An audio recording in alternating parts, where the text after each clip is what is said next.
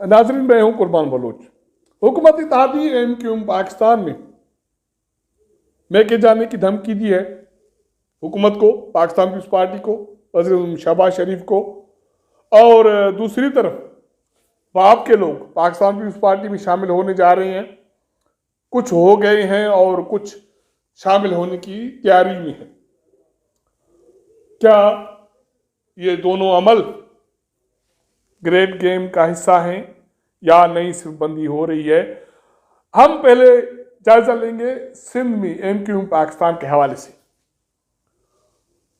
उनके convener doctor मकबूल सिद्दीकी ने press conference की है और उनका ये कहना था कि कराची में और हैदराबाद में जो मकानी इंतखाबात होने जा रहे हैं, उनकी जो हल्काबंदियाँ हुई हैं वो कानूनी और आईनी नहीं हैं। उन्होंने ये कहा है कि 15 जनवरी से पहले अगर दोनों शहरों में जो हल्काबंदियाँ हुई हैं वो नए सिरे से नहीं होती तो एमक्यूएम पाकिस्तान मुस्तकबिल के हवाले से फैसला करेगी।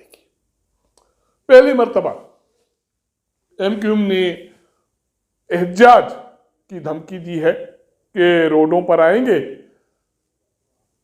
क्या वाकई एमक्यूएम को दर्द है कराची में मकानी इंतखाबात का?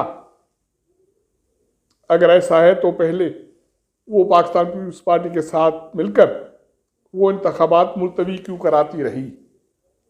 और दूसरी बड़ी बात यह है कि सिंध में मकानी इंतखाबात का एक मरहला पहले हो चुका। तकरीबन 50% सिंध में ये अमल मुकम्मल हुआ।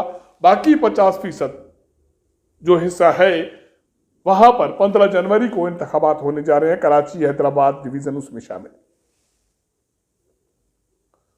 लेकिन अब मकबूल सिद्दीकी साहब कहते हैं कि यह हल्काबंदियां दुरुस्त नहीं है। जो 2 डिवीजन हैं जिसमें इंतखाबात होने जा रहे, उसकी याद उसको उस वक्त आई जब 2 दिन पहले वजीर आला हाउस में पाकिस्तान पीपल्स पार्टी के चेयरमैन और वजीर खारजा बिलावल भुट्टो जरदारी ने अपने कारकुनों को खिताब किया।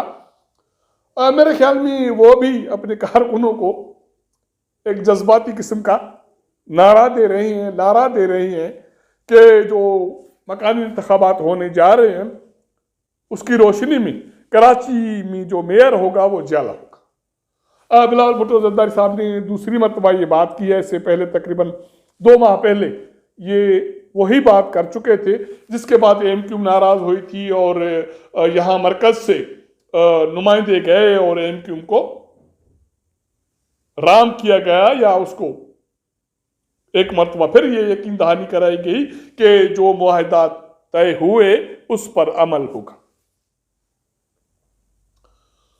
मौजूदा इत्तेहादी हुकूमत में शामिल होने से पहले एमक्यूएम इमरान खान का के साथ थी, इत्तेहाद में थी, हुकूमत में थी। वहां सिर्फ उनको काबीना में, वफाकी काबीना में नुमाइंदगी थी। बाकी एज सच सिंध के हवाले से उनके पास कुछ नहीं था। मौजूदा इत्तेहादी हुकूमत में एमक्यूएम जब शामिल हुई तो उन्होंने 2 मुआहदे किए।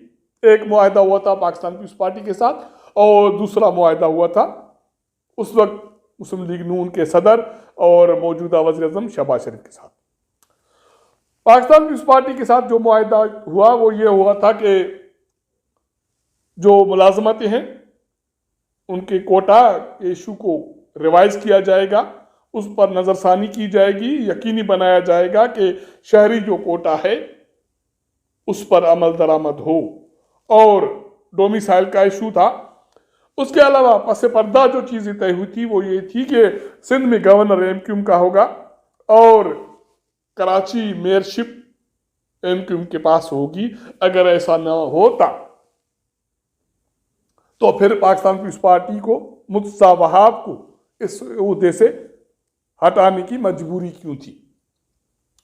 अब जब बिलावल भुट्टो जरदारी ने ये बात छेड़ दी तो मकबूल सिद्दीकी और बाकी जो एमक्यूएम के लोग थे उनको ये याद आ गई कि हल्काबंदियां ठीक नहीं है।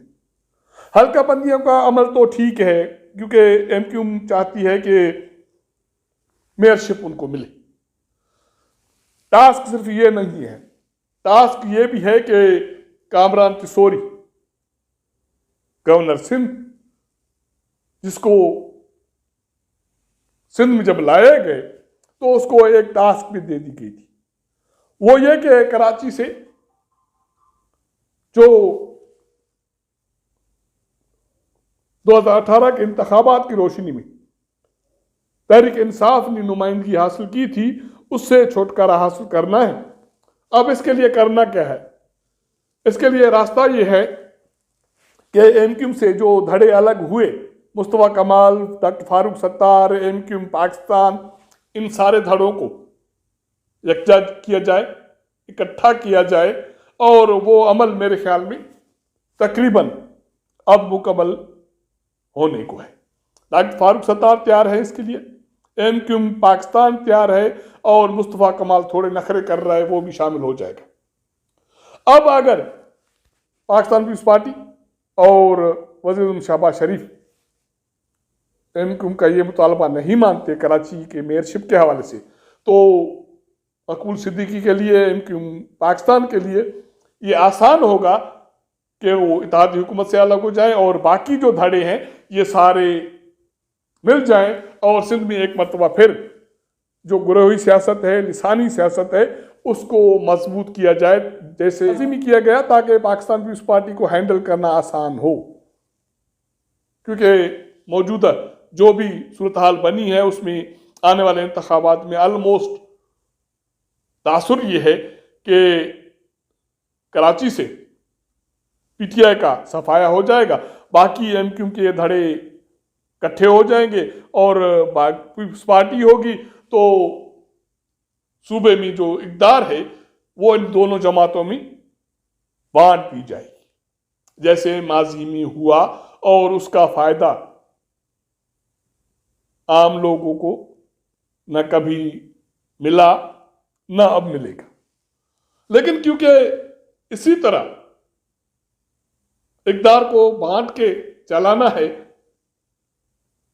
बलूचिस्तान में जैसे किया गया, सिंध के बाद ये तजर्बा बाप की शक्ल में, और बाकी जमातें तहरीक इंसाफ 2018 के इंतखाबात की रोशनी में अचानक बाप एक जमात बन जाती है, और उनके लोग मुंतखब होके आ जाते हैं, और उनके लोग सेनेट में पहुंच जाते हैं, और सेनेट के चेयरमैन भी बन जाते हैं। लेकिन अब उनको अचानक ये ख्याल आया कि नहीं, ये महफूज फोरम नहीं है, अब उनको उड़ान करना चाहिए। बलूचिस्तान असेंबली के 3 एमपीए और बाकी बाप के कुछ रहनुमा कराची पहुंचे, और बिलावल हाउस में साबिक़ सदरदारी से उन्होंने मुलाकात की और पाकिस्तान पीपल्स पार्टी में शामिल हो गए। इतलात ये हैं कि बाकी कुछ लोग बाप के वो भी पाकिस्तान पीपल्स पार्टी में शामिल होने जा रहे हैं, क्योंकि उनको इंडिकेट ये किया गया कि आने वाले इंतखाबात की रोशनी में बलूचिस्तान में जो हुकूमत बनेगी या सिर्फ बंदी होगी, वो बाप के लोग, पाकिस्तान पीपल्स पार्टी के लोग, और कुछ नून लीग के लोग, और बीएनपी मिंगल और बाकी छोटी मोटी जमातें मिलके इत्तेहादी हुकूमत बने। सियासी सिर्फ बंदी के हवाले से कहा यह जा रहा है कि मरकज में भी नई बसात बिछाई जा रही है, और पंजाब से जो तहरीक इंसाफ की सूरत हाल है उसको कट किया जाएगा, लिमिटेड किया जाएगा, क्योंकि वो बारी ले चुकी। सेंट्रल पंजाब से नून लीग और बाकी कुछ हिस्सों से पीटीआई, ज़्यादातर जो सराकी बेल्ट है वहाँ से सराकी नुमाइंदे, और इक्का दुक्का पाकिस्तान पीपल्स पार्टी के नुमाइंदे, केपीके ज़्यादातर तहरीक इंसाफ और जेयूआई नून लीग के नुमाइंदे आएंगे, और ये सारी जमातें जिनके नुमाइंदे मेनस सूबों से आएंगे वो मरकज में एक मरतबा फिर इत्तेहादी हुकूमत बनाएंगे। वो इसलिए कि कहा यह जा रहा है कि जब मरकज में इत्तेहादी हुकूमत होगी, कमज़ोर हुकूमत होगी, उसको हैंडल करना आसान होगा। मुल्क में जो सूरत हाल है मैशत के हवाले से, दहशतगर्दी के हवाले से जो चैलेंजेस हैं, या ये कहा जा रहा है कि पाकिस्तान एक मरतबा फिर नाजुक मोड़ पर है, तो क्या ये मुमकिन है कि इत्तेहादी कमज़ोर हुकूमत वो मरकज़ में हो या में हो, वो पाकिस्तान को मौजूदा बहरान से, दहशतगर्दी के बहरान से, मुआशी बहरान से निकालने में कामयाब होंगी। अगर ऐसा नहीं होता तो फिर क्या ज़रूरत है कि एक मरतबा फिर सिंध में लिसानी बुनियाद पर, ग्रोही बुनियाद पर MQ को मजबूत किया जा रहा है, या उनके सारे धड़े इकट्ठे करके उनको मजबूत करने के पीछे हिकमत अमली क्या है। अगर एक मरतबा फिर माजी के तजुर्बों को दोहराया जाता है और आवाम के जो वोट है या उसका जो मैंडेट है उसको रौंदने की कोशिश की गई, तो क्या पाकिस्तान मौजूदा चैलेंज से निकल सकेगा और उनके जो तरक्की का ख्वाब है वो पाया तकमील तक पहुंच सकेगा? अगर नहीं तो ये फिर तजुर्बे लिसानी सियासत के, ग्रोही सियासत के, इक़्तिदार में बंटवारे के क्यों किए जा रहे हैं, इस ग्रेट गेम के पीछे, प्लान के पीछे, सिर्फ बंदी के पीछे कौन है?